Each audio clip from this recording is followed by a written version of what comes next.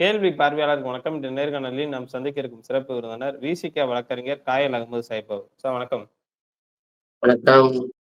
இந்த Israel Gaza போர் அடுத்தடுத்த அப்டேட்டுக்கு நீண்டு கொண்டே இருக்கிறது. அண்மையில அமெரிக்கா இந்த மாதிரியான போர்லாம் வேண்டாம், நிறுத்துங்கன்னு சொன்னதுக்கு ஹமாஸ் சார்புல நாங்க ஒரு 60 நாள் நிறுத்துறோம். நாங்க பிணைய கைதிகளா வைத்திருக்கின்ற இஸ்ரேல் மக்கள சில பேர நாங்க விடுவிக்கிறோம்னு சொல்லக்கின்ற சூழல்ல, தற்போது இஸ்ரேல் பிரதமரா இருக்கக்கூடிய நெதன்யாகு அவர்கள் நாங்க முகமது சின்வார் என்ற ஒரு நபர அதாவது ஹமாஸ் முன்னாள் போராளிய நாங்க கொண்டுட்டோம்ன்ற மாரியான ஒரு அறிவிப்பு வெளியிட்டிருக்காங்க. இது மீண்டும் ஒரு போர் பதற்றமான சூழல உருவாக்குதா நம்ம பார்க்க முடியுது. இந்த சம்பவத்த நீங்க எப்படி சார் பார்க்குறீங்க? இது போர் அல்ல. இது இஸ்ரேல் ஜியோனிச தீவிரவாதிகளை பொறுத்தவரையில பென்சன் நெட்டன்யாஹுடைய அட்மினிஸ்ட்ரேஷன் அவங்க தெளிவா இருக்கிறாங்க. இன்னும் மக்களை கொல்ல வேண்டும். இன்னுமே அந்த காசால யாருமே வாழக்கூடாது. அந்த காசா பாலைவனமா ஆக்கி முடிச்சுட்டு அதுக்கப்புறம் அதையும் சேர்த்து இஸ்ரேலோட கிரேட்டர் இஸ்ரேல் ப்ராஜெக்ட்ல அதையும் சேர்த்துக் கொள்ள வேண்டும்ங்கிற நிலைதான் இருக்குது. சர்வதேச ஊடகவியலாளர்கள் காசாக்கு கீழே எதுவும் பைப் லைன் போட போறாங்களா, காசா கீழே எதுவும் காசாங்கிற பகுதிக்கு கீழே எதுவும் இயற்கை வளங்கள் இருக்கிறதா, அதை சுரண்டுவதற்கு தான் வேர்ல்டு கார்பரேட்ஸ் பெஞ்சமின் நெட்டன்யாகுவை பயன்படுத்துகிறதாங்கிறதெல்லாம் கேள்வி கேட்கிறாங்க. சந்தேகத்தை எழுப்புகிறார்கள். நீங்க கேட்ட கேள்வி மிக முக்கியமான கேள்வி. ஹமாஸ் ஏற்கனவே அமெரிக்கா, எகிப்து, அந்த கத்தர் நாடுகளுக்கு வைத்து அந்த ஒப்பந்தத்தை நீங்க தயார் பண்ணுங்க, போரை நாங்க நிறுத்துறோம், 60 நாள் நம்ம என்ன செஞ்சிருவோம், ஃபர்ஸ்ட் போரை நிறுத்துவோம். போர் நிறுத்தத்துக்கு ஃபர்ஸ்ட் நம்ம என்ன பண்ணுவோம், 5 பிணைய கைதிகளை நம்ம ரிலீஸ் பண்ணுவோம். இறுதி நாள்னா 5 ரிலீஸ் பண்ணுவோம். அதுக்கு இடைப்பட்ட யார் யாரெல்லாம் பணைய கைதிகளா இருந்து இஸ்ரேலுடைய அந்த பம்பார்ட்மெண்ட்ல, இஸ்ரேலுடைய தாக்குதல்ல, ஏவுகணை தாக்குதல்ல யாருன்னா கொல்லப்பட்டாலும் அந்த சடலங்களை நாங்க ஒப்படைக்கிறோம் இப்படிலாம் சொன்னாங்க. அதற்கு கண்டினியூ சீஸ் ஃபயர் வேணும், சாரி பெர்மனன்ட் சீஸ் ஃபயர் வேணும், டெம்பரவரியா இல்லை. அதோட போர் நிறுத்தப்பட வேண்டும். 2வது சர்வதேச நிறுவனங்களுடைய எய்டுகள், நிவாரணப் பொருட்கள் காசாக்கு தங்கு தடை இல்லாம வர வேண்டும். இந்த 2 தான் வச்சது. இது எல்லாருமே ஏத்துக்கிட்டாங்க. எல்லாருமே ஏத்துக்கிட்ட நிலையில் தான் அந்த ப்ரொபோசலை எழுதி அனுப்புறாங்க. அமெரிக்காவுடைய அந்த என்வாய் அனுப்புறாரு. கிட்டத்தட்ட 72 மணி நேரம் வெயிட் பண்றாங்க. ஆனா இஸ்ரேல்ட்ட என்ன செய்யலாங்க, ஒரு பதிலும் இல்லை. மாறா என்ன செஞ்சாங்கன்னா, இஸ்ரேல் அந்த ரஃபா எல்லையில, எகிப்து இஸ்ரேல் ரஃபா எல்லையில கிட்டத்தட்ட ஒரு 15-20 ட்ரக்கில நிவாரணப் பொருள் வந்துச்சு. அதை எடுக்கிறதுக்கு பஞ்சத்திலையும் பசிலையும் இருக்கக்கூடிய அந்த காசா மக்கள் அதை முண்டி அடித்து கொண்டு சென்றார்கள். அவங்க மேல குண்டை போட்டான். அவர்கள் மீது குண்டை போட்டு இப்ப நேற்று கூட 44 பேர் இதாயிடுச்சு. அதை கூட சிவில் டிஃபென்ஸ் அறிக்கையை வெளியிட்டு இருக்கிறாங்க. அதாவது Gaza civil defence agency that Israel attacks killed 44 people on Thursday. நேற்று வியாழக்கிழமை 44 பேரை கொல்லப்பட்டு இருக்காங்க. எதுல? காசால இருக்கக்கூடிய ஹமஸ அவங்க நோக்கி பண்ணல, அந்த உணவுப் பொருட்களை வாங்க சென்றவங்க மேல என்ன செய்ய குண்டத்தை போட்டிருக்காங்க. அப்ப எவ்வளவு பெரிய மனித மிருகங்களாக அந்த நெட்டன்யாஹு இருக்கிறார் என்பதற்கு இது சிறந்த உதாரணமா இருக்குது.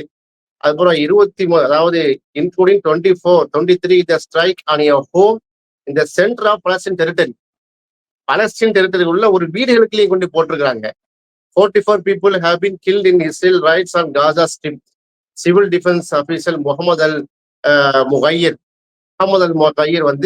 அவர் அதிகாரப்பூர்வமான செய்தியை வெளியிட்டிருக்காரு. இந்த நிலையில் தான் பெஞ்சமின் நெட்டன்யாஹு என்ன சொல்றாரு, நாங்க முகமது சின்வார், யஹியா சின்வார் ஏற்கனவே கொண்டாச்சு. அதுக்கு பிறகு முகமது சின்வாருங்கிற ஒரு தலைவரா இருந்தாராம், அவரை நாங்க கொன்று விட்டோம்னு சொல்லி பெருமிதத்தோடு என்ன செஞ்சு ஊடகங்கள்ல அவர் பேசுறத பார்த்தோம். அது மட்டும் இல்லாம 23 people were killed, other injured and several missing following an Israeli strike on Krinnavi family home east and Al-Buruj refugee camp in central Gaza. Al-Buruj அப்படின்னு சொல்லக்கூடிய அகதிகள் முகாம் இருக்கு. புரேஜின்னு ஒரு அகதிகள் முகாம். அந்த அகதிகள் முகாம்ல கொண்டு என்ன செய்யறாங்க, இஸ்ரேல் ராணுவம் குண்டத்துக்கு போட்டிருக்குது. இப்ப பாத்தீங்கன்னா வீடு எல்லாம் போய் அடிக்கிறாங்க. உணவுக்காக சர்வதேச பன்னாட்டு நிறுவனங்கள் அனுப்பக்கூடிய, ஐநா சபை அனுப்பக்கூடிய world health organisation, world food programme அவங்க வரக்கூடிய சர்வதேச நாடுகளுடைய அந்த நிவாரணப் பொருட்களை வாங்க சென்ற பொதுமக்கள் கொள்றாங்க. அது போல அகதிகளாக தஞ்சம் அடைந்திருக்கக்கூடிய அகதிகள் முகாம்ல கொண்டு கொண்டு வச்சு கொள்றாங்கன்னு சொன்னால் இதுக்கு பேர் போர் இல்லை, இதுக்கு பேர் ஜெனசைட். இது வந்து பாத்தீங்கன்னா என்ன என்ன யாவன்டா கேட்பான். நான் தான் உலக சட்டம் பிள்ளை, அமெரிக்காக்கே நாங்க தான் வந்து என்ன செய்யறோம் சொல்றாங்கல்ல, கடவுளுக்கு நாங்க தான்டா மேலுன்னு சொல்லி பார்ப்போம்னு சொல்லுவாங்கல்ல. அந்த பாப்பானுடைய பார்ப்பன சிந்தனையிலுடைய வந்து ஜியோனிசம் தான், அந்த யூத ஜியோனிசவாதிகள் தான். அப்ப அவங்க எங்களை யாரா கேட்க முடியும், நாங்க தான் உலகத்துக்கு சட்டம் இல்லை, அமெரிக்கா பிரிட்டனை ஏன் சொல்லிதான் கேட்கணும் அப்படிங்கிற அளவுக்கு வந்து அந்த நிலைமை அங்க இருக்குது. இது வந்து இப்ப இருக்கக்கூடிய லேட்டஸ்ட் 602வது நாள்ல இருக்கிறோம். ஒரு கேவலமான 602வது நாள். உலகம் வந்து கை கொட்டி பார்த்துட்டு இருக்கு. இப்ப நான் வந்து அவர் சொல்றாரு, Israel prime minister Benjamin Netanyahu say its military has eliminated Hamas Gaza chief Mohammed Sinwar, one of its most wanted men and brother of late leader Yahya Sinwar. Yahya சின்வாருடைய சகோதரர், அவருடைய இதை நாங்க வந்து சக்சஸ்ஃபுல்லா எலிமினேட் பண்ணியிருக்கோம் அப்படின்னு சொல்லி கொக்கரிக்கக்கூடிய விஷயத்த நம்ம என்ன செய்யறோம் பார்க்கிறோம். இதுக்கு மத்தியில நேற்று அந்த பிபிசிக்கு அளித்த ஒரு பேட்டியில நூற்றுக்கணக்கான அட்வொகேட்ஸ் வழக்கறிஞர்கள் கூடி என்ன பண்ணியிருக்கிறாங்க, லீகல் எக்ஸ்பர்ட், அதாவது 828 பேர் வந்து கூடியிருக்காங்க யூகேல, பிரிட்டன்ல கூடியிருக்கிறாங்க. அவங்க சொல்றாங்க பிரைம் மினிஸ்டருக்கு வந்து என்ன செய்யறாங்க, ஒரு சைன்டு லெட்டர் கொடுத்துருக்காங்க.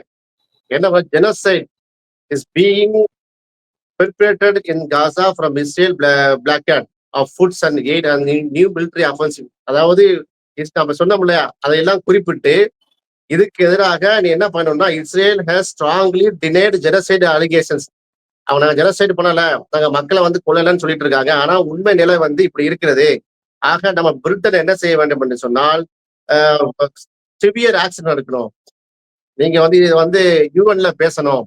இதுக்கு எதிராக வந்து சட்டப்பூர்வமான நடவடிக்கை ஒரு பக்கம் இருக்கட்டும், நீங்க மனிதாபிமான நடவடிக்கை நீங்க வந்து சும்மா பேசிட்டு இருக்க கூடாது, களத்துல நீங்க இறங்குங்க அப்படிங்கிற மாதிரியான வேலைகளை வந்து சொல்லியிருக்கிறாங்க. அது ஒரு வரலாற்று சிறப்பு மிக்க இது. ஆனா தொடர்ச்சியாக அந்த மாணவர்களை, அந்த சட்ட வல்லுநர்களை வந்து பிரிட்டிஷ் பிரைம் மினிஸ்டர் நேரடியாக பார்ப்பதற்கு டிலே பண்ணிட்டு இருக்காரு. ஏன்னா பயம், அந்த அளவுக்கு பயம். நான் ஏற்கனவே சொன்னோம் இல்லையா, நாங்க யூஎஸ் யூகேக்கு எல்லாம் வந்து நாங்க தான் பாஸ் அப்படின்னு சொல்லி தானே அவரு பெஞ்சமின் நெட்டன்யாஹூ வந்து இருக்கு. அதுக்கு பதிலாக என்ன சொல்றாருன்னா, we must put pressure on Israel to ensure aid truly reaches its targets. இது ஜெர்மன்ல நடக்கக்கூடிய இதுல வந்து அவங்க என்ன சொல்றாரு, நாங்க ஜெர்மனுடைய சான்சலர் என்ன சொல்றாரு, ஃப்ரெட்ரிச் மெர்ஸ் என்ன சொல்றாருன்னா, நாங்க அதுக்கு உறுதி செய்யறோம்னு சொல்றாரு. அப்ப இன்டர்நேஷனல் லெவல்ல, சர்வதேச லெவல்ல பாத்தீங்கன்னா அந்த இஸ்ரேலுக்கு எதிரான போராட்டங்கள் வெடித்து விட்டது. ஸ்வீடன்ல அதே மாதிரி. இப்ப அது எல்லா இடத்துலயுமே, ஸ்வீடன்ல, ஜெர்மன்ல, பிரான்ஸ்ல, அது போல பிரிட்டன்ல பாத்தீங்கன்னா இந்த போர் வெறியன் இந்த பெஞ்சமின் நெட்டன்யாஹூவுக்கு எதிரான அந்த களம் இருக்கிறது. அமெரிக்காவும் கடந்த கால ஓஸ்லோ ஒப்பந்தத்தை வந்து சுட்டிக்காட்டி இப்போ ட்ரம்ப் வந்து அதை நோக்கி பயணிக்கிறார். ஓஸ்லோ ஒப்பந்தம் வந்து மிக முக்கியமான ஒப்பந்தம். நீ அதுக்கு வந்து ஏற்கனவே சைன் பண்ணியிருக்கிறேன், அந்த ஒப்பந்தத்தை நீ ஏன் மீறுறாங்கிற மாதிரி குரல்கள்லாம் வந்து அமெரிக்க வீதிகள்ல ஒலிக்க ஆரம்பிச்சு. இந்த மாதிரியான பல்வேறு கருத்துக்களை வந்து இஸ்ரேல் தரப்புல வைக்கிறாங்க. குறிப்பா பார்த்தோம்னா இஸ்ரேல் பிரதமர் நெதன்யாகு அவர்கள் வைக்கிறாங்க. ஹமாஸ் தரப்புல இருந்து என்ன தகவல் சார் முன் வைக்கிறாங்க? ஆக்சுவலா அந்த ஹமாஸ் தரப்புல இருந்து கிட்டத்தட்ட ஒரு வார காலமாக போர் நிறுத்த நடவடிக்கைகளுக்கு முழுமையாக உடன்பட்டாங்க. அதற்காக அவங்க வந்து வெயிட் பண்ணிட்டு இருந்தாங்க. அந்த ஒரு வார காலத்துல கிட்டத்தட்ட பாத்தீங்கன்னா இப்போ கடைசி 10 வாரங்கள்ல 2.5 மாசத்துல மட்டும் 4000 பேரை கொண்டிருக்கிறாங்க. அந்த லிஸ்ட்டை வந்து ஹமாஸ் வாசிக்கிறாங்க. போர் நிறுத்த நடைமுறையில் இருந்த அந்த 10 வாரங்கள்லயே 2.5 மாசத்துல நீ வந்து 4000 பேரை நீ வந்து ஒரு காலி பண்ணியிருக்கா, 4000 பேரை குண்டு வைத்து சாவடிச்சிருக்காங்க. இந்த நிலையில தான் நாங்க போர் நிறுத்த ஒப்பந்தத்துக்கு நான் வாரோம். ஏன்னா எல்லாரும் ஹமாஸ் தீவிரவாதிகள் நாங்க தான் போற ஆரம்பிச்சாங்கன்னு சொல்லிருக்காங்க. அடிச்சுட்டே இருக்கான். 1948 இருந்து 67 இருந்து அடித்துக் கொண்டே இருக்கிறார்கள். நாங்க மண்ணை காப்பதற்காக நின்று கொண்டிருக்கிறோம். சரி, ஒப்பந்தம் வந்தா இப்ப நீ ஏன் இஸ்ரேல் ஏன் வந்து அதை வந்து ஒத்துக்க மாட்டிருக்கு? அது என்ன தெரியுமா, அந்த திமுரா சொல்லி விட்டுருக்காங்க. முதல்ல நீ வந்து எங்களுடைய இது கேப்டிவ், அதாவது பணைய கைதிகள் எல்லாம் நீ முதல்ல ரிலீஸ் பண்ணு, அதுக்கப்புறம் ஒப்பந்தம் பண்ணுவோம், அது வரைக்கும் அனுப்போங்கிற திமுறான ஒரு பேச்சு வந்ததுனால இப்ப ஹமாஸ் அது பாத்துக்கலாம். நம்ம ஹமாஸை பொறுத்த வரைக்கும் அவன் உயிரை வெறுத்தனா நிக்கிறான். தன் உயிரே பணைய வைத்துதான் வந்து மண்ணை மீட்பதற்காக நிற்கிறான். அவரை பொறுத்தவரையில வந்து அவன் வெற்றி அல்லது வீர மரணம் அப்படிதான், ஒண்ணு வெற்றி பெறுவார்கள் அல்லது மரணம் அடைஞ்சு போயிடுவாங்க. அப்ப ஹமாஸுடைய நிலை தெளிவா இருக்கிறது. அவரை போய் மிரட்ட முடியுமா? நீ முதல்ல வந்து வெளியே விடுன்னு. இஸ்ரேலுடைய மிரட்டலுக்கு யார் பயப்படுவா? தன் நாடு அழிந்து போய்விடுமே, தன் உயிர் போய்விடுமே நினைக்கக்கூடிய அரபு நாடுகள் வேணா பயப்படலாம். ஹமாஸ் பயப்படவா செய்யும். 70 ஆண்டுகளமா நேரடியாக பார்த்து கொண்டிருக்கிறார்கள். அப்ப இது என்ன சொல்றாங்க? நீ சொல்லவே நான் கேட்க முடியாது. தெளிவா சொல்லிவிட்டாங்க பிபிசிக்கு. இஸ்ரேல் சொல்ல நாங்க கேட்க வேண்டிய அவசியம் இல்ல. மத்தியஸ்தம்னு ஒண்ணு இருக்குது. அங்க வந்து கத்தர்ல உட்கார்ந்து இருக்கிறாங்க. அமெரிக்காவுடைய தூதர்கள் இருக்கிறார்கள். எகிப்து தூதர்கள் இருக்காங்க. அந்த டீம் சொல்லட்டும். நீ என்ன எங்களுக்கு கட்டளை போடுறதுங்க நினைச்சிட்டாங்க. அதுக்கு பதில் பேசியிருக்கிறார்கள். இதுதான் ஹமாஸுடைய நிலையாக இருக்கிறது. இந்த இருதரப்பு வாதங்கள்ல விவாதித்துக் கொண்டிருக்கிற சூழல் வந்து அந்த ஓஸ்லோ ஒப்பந்தம்னு சொன்னீங்கல்ல. இப்ப நம்ம இந்தியாவுல தெரியும் சிம்லா அந்த மாதிரியான ஒப்பந்தம் இருக்கும். சிந்து நதி ஒப்பந்தம் இருக்கும். அங்க அந்த இரு நாட்டுகளுக்கான அந்த ஓஸ்லோ ஒப்பந்தத்தை நம்ம எப்படி சார் பார்க்கலாம்? ஆக்சுவலா 1993ல பில் கிளின்டன் அவர்கள் ஜனாதிபதியாக இருக்கும்போது Palestine liberation organisation Yasser Arafat நம்ம இந்தியாவுக்கு மிக நெருக்கமானவர். இப்ப யாசர் அரபாத்தையும் கூப்பிட்டு அன்னைக்கு வந்து ஜனாதிபதியாக இருந்த இஸ்ரேல் ஜனாதிபதியாக இருந்த சீமோன் ஃபெரோஸ் அவங்களையும் கூப்பிட்டு அங்க வெள்ளை மாளிகையில புல்வெளியில வைத்து என்ன செஞ்சாங்க? அந்த ஒப்பந்தத்தை வந்து டிராப் பண்ணாங்க. அந்த ஒப்பந்தம் என்ன சொல்லுதுன்னா, சரி இஸ்ரேல் வந்து உருவாகி விட்டது. இப்ப நீங்களும் அங்க பலஸ்தீனியன் இருக்கிறீங்க. 2 நாடுகளா அறிவிச்சிருவோம். இரு நாடுகள் திட்டம். நீங்க 2 பேருமே ஒத்துமையா இருங்க. நீங்க வந்து சண்டை பிடிக்காதீங்க அப்படிங்கிற இதுக்கு வந்தேன். இது எப்படி இருக்குன்னா, வந்து நான் வந்து உமிய கொண்டு வர்றேன். நீ அரிசியை கொண்டு வா. 2 பேரும் மிக்ஸ் பண்ணிட்டு ஊதி ஊதி சாப்பிடுவோம் அப்படிங்கிற ஒப்பந்தம் தான் ஓஸ்லோ ஒப்பந்தம். அதுக்கு கூட இறங்கி சென்றார். யாரு? யாசர் அரபாத். சரி எப்படியோ வந்து மக்கள் நிம்மதியாக வாழ விட்டுமேன்னு. அந்த நிலைமையில யாசர் அரபாத் இவ்வளவு தூரம் போக தேவையில்லை. நம்ம நாடு நம்ம வீட்டுக்குள்ள வந்து உட்கார்ந்து இருக்கிறான்.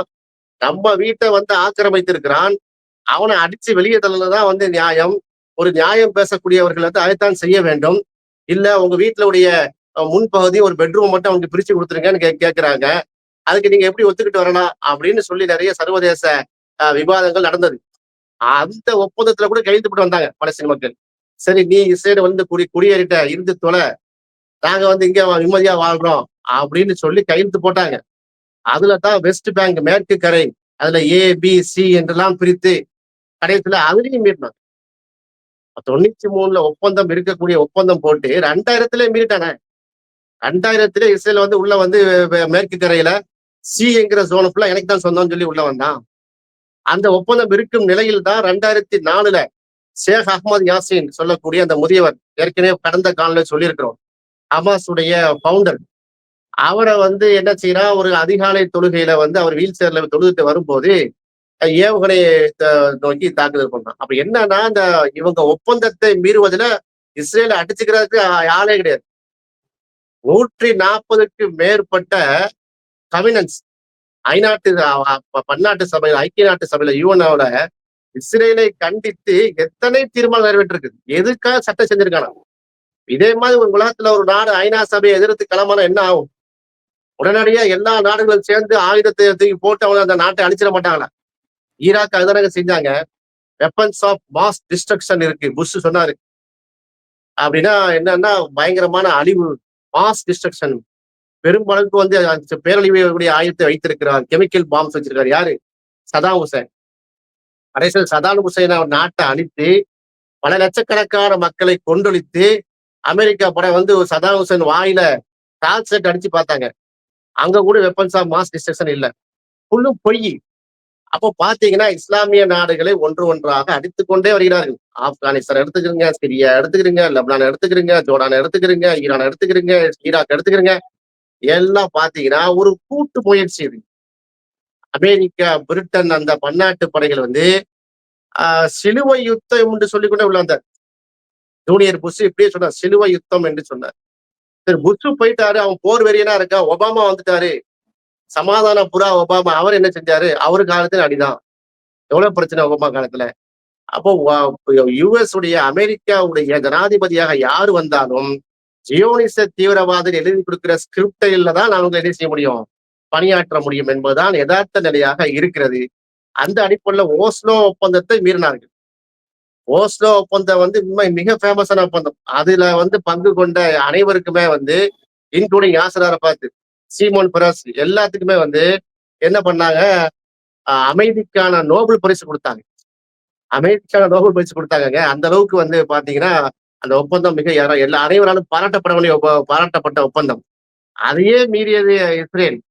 இந்த இருக்கக்கூடிய இந்த 60 நாள் சீஸ் ஃபயர் ஹமாஸோட ஒப்பந்தத்தை எப்படி அவங்க மதிப்பாங்க? மதிக்கவே மாட்டாங்க. பேசிக் கொண்டிருக்கும் போது இப்ப தகவல் வருது 10 பேரை கொண்டிருக்காங்க இன்னைக்கு வெள்ளிக்கிழமை. நான் பேசிட்டு இருக்கேன் பாருங்க. இப்ப நான் பார்த்த அதுல வந்து 10 பேரை ஏர் ஸ்ட்ரைக் பண்ணியிருக்காங்க. அல் ஜசீரால வந்து இது ஓடிட்டு இருக்கு. இதுதான் இஸ்ரேலுடைய நிலைமை. அப்ப இவனை தட்டி கேட்கறதுக்கு ஆள் இல்லாத சூழ்நிலையில ஒரு சின்னஞ்சிறு குழுவாக இருந்து வீர தீரத்தோடு வந்து அவங்க போராடி கொண்டிருக்காங்கன்னா உண்மையிலேயே பாராட்டப்பட வேண்டிய விஷயம். அவன் அந்த மாதிரியான ஒரு சட்டாம்பித்தனத்துக்கு வந்து இந்த மாதிரியான ஆக்கிரமிக்கு பதிலடியாக வந்து அங்க மக்கள் நீ நினைச்சு சொல்றேன் இன்னைக்கு நிக்கிறாங்கல்ல, இன்னைக்கு ஆயுதம் தூக்கிட்டு நிக்கிறாங்க. இங்க எல்லாரும் அவங்களோட தீவிரவாதிங்கிறாங்க. ஏன் ஆயுதம் தூக்கணும்? அது யாராவது பேசுறானா? அம்மா அப்பாவை கொண்டு அவன் சொந்த பந்தங்களை எல்லாம் கொண்டு போயிட்டு ரத்தத்திலேயே அந்த குழந்தை பிறந்து இன்னைக்கு வந்து இளைஞனா நிக்கிறான் துப்பாக்கி தூக்கிட்டு. அவனை எப்படி நீ கன்வின்ஸ் பண்ணுவ? அப்ப சமாதான நடவடிக்கை ஒப்பந்தங்கள் மூலமாக தான் அவங்களை வந்து நீங்க மட்டுப்படுத்த முடியுமா தவிர நீங்க ஆயுதத்தை எடுத்தா அவன் தான் உயிருக்கு பயப்படவே இல்லையே. உனக்கு உள்ள வந்து போந்து அடிக்கிறான். உன்னை பயப்படவே இல்லை. சூசைட் பாம்பா மாறி அடிச்சு கொண்டிருக்கிறான். அதுதான் இப்ப நீங்க முழுமையாக துடைத்து எரித்து விடலாம் என்று ஒரு முனைப்புல வர்றாரு. நிச்சயமாக தோல்விதான் வரும். இஸ்ரேலை பொறுத்தவரையில ஒவ்வொரு காலங்கள் 2000 வருஷம் 3000 வருஷம் நீங்க வரலாறு எடுத்து பாருங்கள். அங்கே வந்து மிகப்பெரிய யூதர்களுக்கும் இஸ்லாமியர்களுக்கும் கிறிஸ்தவர்களுக்கும் புண்ணிய பூமியாக கருதக்கூடியதுதான் அந்த ஜெருசலம், இஸ்ரேல், அந்த பகுதி பலஸ்தீன். அதுல வந்து நான் தான் வந்து பெரியவன் மதச்சண்டை போட்டா இப்படிதான் வந்து நிக்கும். அப்ப மத அடிப்படையில மார்க்க அடிப்படையில பார்த்தாலும் சிறிது தப்பா தான் இருக்குது. நீங்க வந்து உலக நடைமுறையில பார்த்தாலும் இஸ்ரேல் தொடர்ச்சியாக விதிமீறலை செய்து கொண்டிருக்கிறது. 602ஆம் நாள் உட்கார்ந்து பேசிக் கொண்டிருக்கிறோம். எத்தனை நாளைக்கு நம்ம இப்படி பேச போறோங்கிறது தெரியல. இஸ்ரேல் காசா போர் குறித்து பல்வேறு கருத்துக்கள் பயந்ததுக்கு நன்றி சார். நன்றி.